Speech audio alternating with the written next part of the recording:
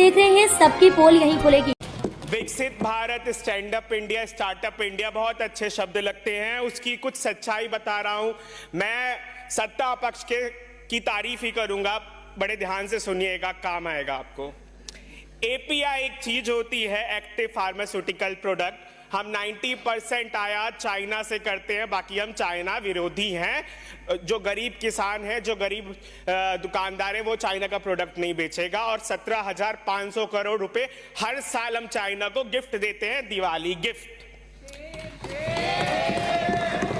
बात करते हैं नमामि गंगे प्रोजेक्ट की, तो ना साफ हुई आपसे यमुना, ना साफ हुई आपसे गंगा, बस साफ हुआ है तो क्या बजट, वो भी अच्छे तरीके से हर साल। और वो बजट कहां गया है वो सभी को पता है। और ये भारत मात्र एक भारत नहीं है। बहुत सिकूफा सुन रहे हैं, वन नेशन वन इलेक्शन। भैया, भारत में अनेकता में विविधता है और अनेकता में ही एकता है। सब कुछ आप एक करना होता तो जवाहर जी के टाइम में वो हमसे ज्यादा ज्ञानी थे, उस टाइम के संविधान निर्माता, वही लोग करके गए होते। बाकी आपकी मंशा, आपकी सत्ता है, आप कुछ भी कीजिए। मदमस्त हाथी की तरह सत्ता का पान कर रहे हैं।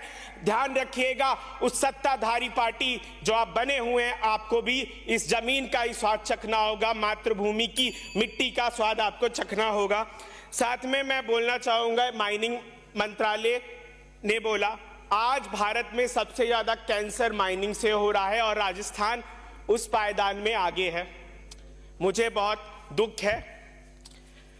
मैं बात करना चाहूंगा पेस्टिसाइड्स का। तो अगर आपको पेस्टिसाइड्स और फर्टिलाइजर मिनिस्ट्री के कारनामे देखने हो तो आप जाओ नदी में, सारे पेस्टिसाइड ही आपको मिलेंगे। और आज का बच्चा आपको खड़ा हुआ मिलेगा तो वो पेस्टिसाइड के साथ ही खड़ा मिलेगा। इसीलिए बच्चे का विवेक नीचे जा रहा है और बेरोजगार ऊपर जा रहा है। और आप उसको एक झंडा दे देते हो, बोलते हो नेशनलिज्म पकड़ो, तभी तुम आगे जाओगे। यही नेशनलिज्म तुम्हें रोटी देगी। अरे भैया, गरीब पत्थर बांध के सो रहा है, जाओ तुम कस्बों में धारावी खत्म कर रहे हो। इसका ये मतलब नहीं धारावी खत्म हो जाएगा।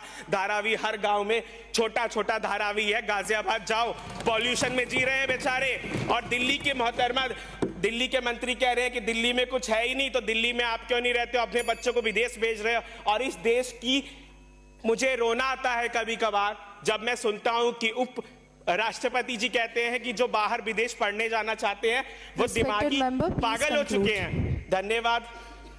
तो उन पागलों में से मैं भी एक हूं।